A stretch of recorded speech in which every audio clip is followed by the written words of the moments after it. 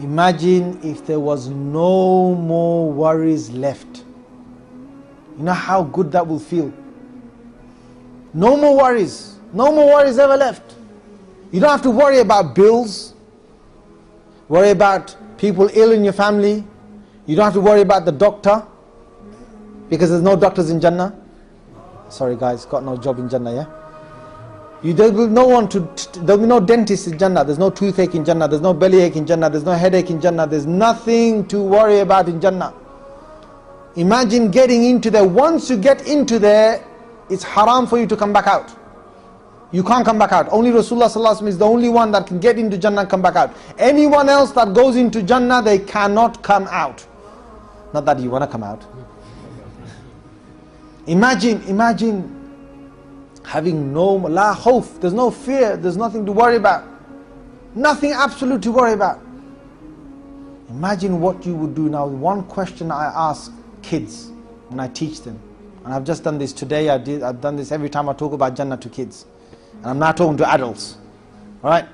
The question is, what's the thing that you will wish in Jannah? So you know what kids say? I want a house of chocolate. You tell them, what do you tell them? You tell them, Inshallah.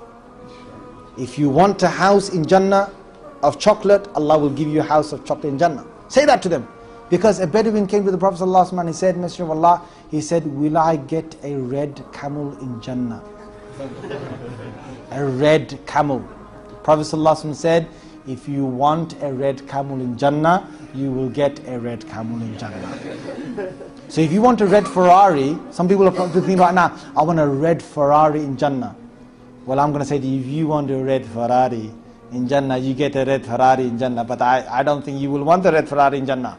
You will not want it, honestly. But anyway, doesn't matter. You know, imagine, like that Bedouin, his biggest thing was a camel, but a red camel was the fastest camel, it was the best camel you could race along in the desert, and it was the most reliable camel. So he wanted that. And Rasulullah said, you want that, you'll get it.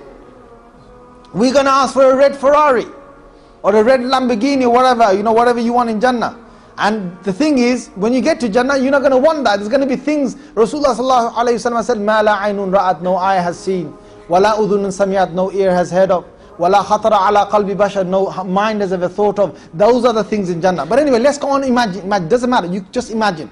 So I ask a kid, what do you want? They say, like if I ask my kid, he says, I want Thomas the Tank Engine.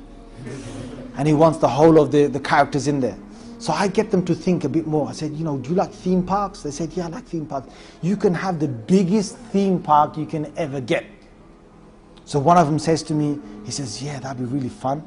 I'll basically go on my theme park and I'll go down in a roller coaster, wee, and at the end of it, I'm going to get my friend, make him stand there, and I'm going to basically kick him one. Say, yeah, why? Because no one can get hurt in Jannah, right? So yeah, you can kick him for a joke, yeah? He's going to go flying back, bouncing back, and he's going to come straight back where you are, right? Imagine, just imagine, right? You ask him, what do they want? One kid said to me, I want to eat from one end of the day to another end of the day. Son, you can eat. Right? Another one said to me, he said, I want to sleep all day. You want to sleep in Jannah? Go and sleep in Jannah. You know, when you get to Jannah, you all want to sleep there, right? But you tell him you want to sleep in Jannah all day, you sleep in Jannah all day. You want to eat there all day, you eat all day. Now what will adults say?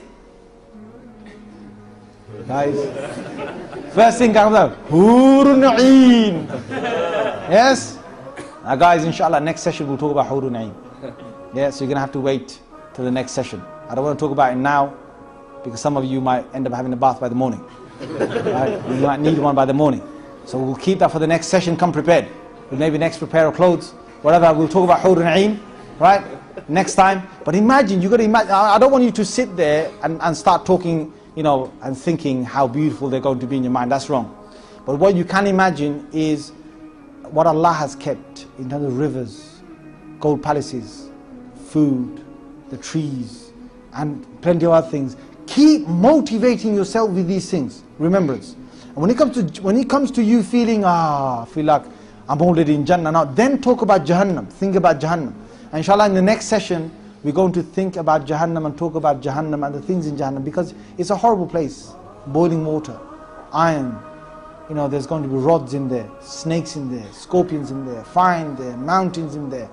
People having their intestines burnt out, whole bodies, skin being stripped off, being put back on together. You've got to put yourself in that. Imagine this is happening to you, and then basically feel that you need to do some more a'mal and actions. And then think about Jannah, then think about Jahannam. Hope and fear have to be balanced in this manner. Inshallah, bi'idhnillah, you will do this. Jazakumullahu khair.